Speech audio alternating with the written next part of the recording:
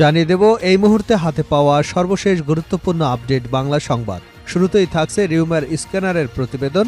ভারতের ৪৯টি গণমাধ্যমে বাংলাদেশ নিয়ে ভুয়া খবর প্রচার। চলতি বছরের জুনে হাইকোর্টের রায় ২০১৮ সালের কোটা বাতিল সংক্রান্ত প্রজ্ঞাপন অবৈধ ঘোষণা করবার পর বাংলাদেশের রাজনৈতিক অস্থিরতা চরমে পৌঁছে। এ রায়ের পর কোটা সংস্কারের দাবিতে দেশব্যাপী ছাত্র আন্দোলন ছড়িয়ে পড়ে। আন্দোলনে সরকার বাধা দিলে তা সহিংসতা এবং সংঘাতে রূপ নেয়। এতে বহু প্রাণহানির ঘটনা ঘটে। শেষ পর্যন্ত সরকার পতনের এক দফা দাবিতে রূপ নেয় এই আন্দোলন। এরই ফলস্বরূপ ৫ আগস্ট গণ আন্দোলনের মুখে স্বৈরাচারী শেখ হাসিনা ক্ষমতা থেকে পদচ্যুত হয়ে ভারতে আশ্রয় নেয়। আর এ ঘটনাকে কেন্দ্র করে ভারতীয় সংবাদ মাধ্যম বিভিন্ন সময় ভুয়া এবং গুজব খবর প্রচার করে আসছে। এবারে জানাবো, আওয়ামী লীগকে ক্ষমা করলে আল্লাহর কাছে জবাব দিতে হবে বলে মন্তব্য করেছেন বিএনপির জাতীয় নির্বাহী কমিটির সদস্য ও সাবেক উপমন্ত্রী অ্যাডভোকেট এম রুহুল কুদ্দুস তালুকদার দুলু। জানাবো, ভারত বাংলাদেশের অন্তর্বর্তী সরকারকে অস্থিতিশীল করবার চেষ্টা করছে বলে অভিযোগ করেছেন বিএনপির স্থায়ী কমিটির সদস্য ডক্টর খন্দকার মোশাররফ হোসেন। তিনি বলেন, দেশের মানুষ ঐক্যবদ্ধ হলে কোনো ষড়যন্ত্রই সফল হবে না।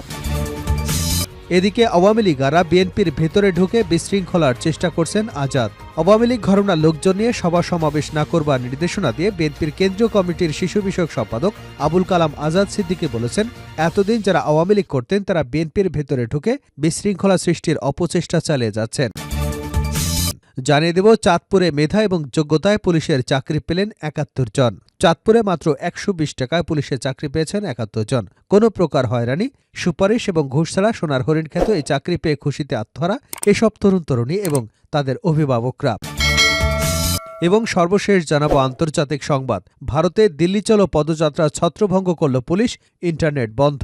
ভারতে ফসলের ন্যায্য দামের দাবিতে পাঞ্জাব রাজ্য থেকে দিল্লি অভিমুখে কৃষকদের পদযাত্রা ছত্রভঙ্গ করে দিয়েছে পুলিশ। এ সময় সংঘর্ষের মধ্যে পুলিশ কৃষকদের লক্ষ্য করে টিয়ার গ্যাস এবং পেপার স্প্রে ব্যবহার করে। এ অবস্থায় আগামী ৯ ডিসেম্বর পর্যন্ত কিছু জায়গায় মোবাইল ইন্টারনেট সহ টেক্সট বার্তা পরিষেবাও বন্ধ করে দেওয়া হয়।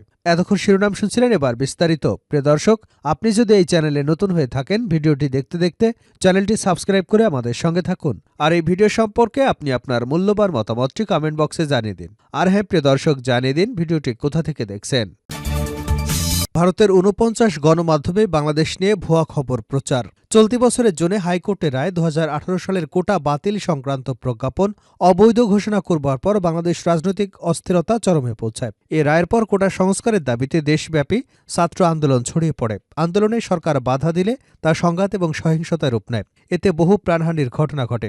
শেষ পর্যন্ত আন্দোলন সরকার পতনের এক দফার দাবিতে রূপ নেয়। এরই ফলস্বরূপ ৫ আগস্ট গণ আন্দোলনের মুখে প্রধানমন্ত্রীর পদ থেকে ক্ষমতাচ্যুত হয়ে ভারতে আশ্রয় নেন শেখ হাসিনা, যার মাধ্যমে আওয়ামী লীগ সরকারের দীর্ঘ ১৫ বছরের শাসনামলের অবসান হয়।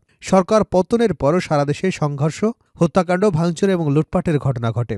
এর মধ্যে ৮ই আগস্ট ডক্টর মোহাম্মদ ইউনূসের নেতৃত্বাধীন অন্তর্বর্তীকালীন সরকার গঠিত হয়। এই অভ্যন্তরীণ অস্থিরতা বাংলাদেশের সীমানা ছাড়িয়ে ভারতীয় ব্যাপক প্রতিক্রিয়ার জন্ম দেয়। আওয়ামী লীগ সরকারের পতনের পর ভারতীয় গণমাধ্যমগুলোতে বাংলাদেশের বিষয় নিয়ে ছড়ানো হচ্ছে একের পর এক গুজব। রিউমার স্ক্যানার টিমের অনুসন্ধানে রাষ্ট্র ক্ষমতার পট পরিবর্তনের পর ১২ আগস্ট থেকে ৫ ডিসেম্বর পর্যন্ত ভারতীয় গণমাধ্যমে প্রচারিত অন্তত ১৩টি ভুয়া খবর পাওয়া গেছে। এমন ভুয়া খবর প্রচারের তালিকায় ভারতের অন্তত ৪৯টি গণমাধ্যমের নাম উঠে এসেছে। এর মধ্যে রিপাবলিক বাংলা সর্বাধিক ৫টি গুজব প্রচার করেছে। পরবর্তীতে অবস্থান রয়েছে হিন্দুস্তান টাইমস, জি নিউজ এবং লাইভ মিন্ট। এর প্রত্যেকে অন্তত ৩টি করে গুজব প্রকাশ করেছে। এছাড়া রিপাবলিক, ইন্ডিয়া টুডে, এপিপি আনন্দ এবং আস্তাক অন্তত ২টি করে গুজব প্রচার করেছে। বাকি ৪১টি গণমাধ্যম অন্তত ১টি করে গুজব প্রচার করেছে। আওয়ামী লীগকে ক্ষমা করলে আল্লাহর কাছে জবাব দিতে হবে দুলু। আওয়ামী লীগকে ক্ষমা করলে আল্লাহর কাছে জবাব দিতে হবে বলে মন্তব্য করেছেন বিএনপির জাতীয় নির্বাহী কমিটির সদস্য ও সাবেক উপমন্ত্রী অ্যাডভোকেট এম রুহুল কুদ্দুস তালুকদার দুলু। শুক্রবার বিকেলে সিংড়াকোট মাঠে উপজেলা বিএনপি আয়োজিত এক জনসভায় প্রধান অতিথির বক্তব্যে এসব মন্তব্য করেন তিনি। রুহুল কুদ্দুস তালুকদার দুলু বলেন, বাংলাদেশ ফেরাউন নমরুদ হচ্ছে শেখ হাসিনার দোসরা। তাদের ক্ষমা করা যাবে না। বাংলাদেশে তারা এত অন্যায়, জুলুম এবং অত্যাচার করেছে যে তাদের নামও কেউ মুখে নিতে চায় না। তিনি বলেন, আওয়ামী লীগের রক্ত ও মাংসে অস্থিতে ফ্যাসিজম মিশে আছে। জুলাই বিপ্লবে ছাত্র জনতার উপর নির্বিচারে গুলি চালিয়ে তারা প্রায় ২,০০০ মানুষকে নির্মমভাবে হত্যা করেছে। বিএনপির এই নেতা বলেন, শুধু হাসিনার ইতিহাসই হত্যাকাণ্ডের ইতিহাস নয়। স্বাধীনতা পরবর্তীতে ১৯৭২ সালে ক্ষমতায় আসবার পর শেখ মুজিবুর রহমানও হাজার হাজার মানুষকে হত্যা করেছিলেন। একনায়কতান্ত্রিক রাষ্ট্র কায়েম করবার চেষ্টা করেছিলেন। শেখ মুজিব ৪টি পত্রিকা বাদে দেশের সব পত্রিকা নিষিদ্ধ করেছিলেন। কিন্তু ইতিহাসের পথ পরিক্রমায় আজ আওয়ামী লীগের রাজনীতি বাংলার মাটিতে অঘোষিতভাবে নিষিদ্ধ হয়ে গেছে। অ্যাডভোকেট রুহুল কুদ্দুস দুলু বলেন, শেখ হাসিনা জেলায় জেলায় সন্ত্রাসের গডফাদার তৈরি করেছিলেন। নাটোরে অবৈধ এমপি শিমুল আর সিংড়ায় 5 স্টার বাহিনীর জনক পলককে তৈরি করেছেন। তাদের কাজই ছিল বিএনপির সিনিয়র নেতাদের উপর হামলা করা। সিংড়ার সাবেক এমপি কাজী দেলোয়ার মোর্শেদের উপর হামলা চালিয়েছে তারা। তিনি আরও বলেন, পলকের সন্ত্রাসী বাহিনীকে সিংড়ায় আবারও নিয়ে আসবার চেষ্টা করা হচ্ছে।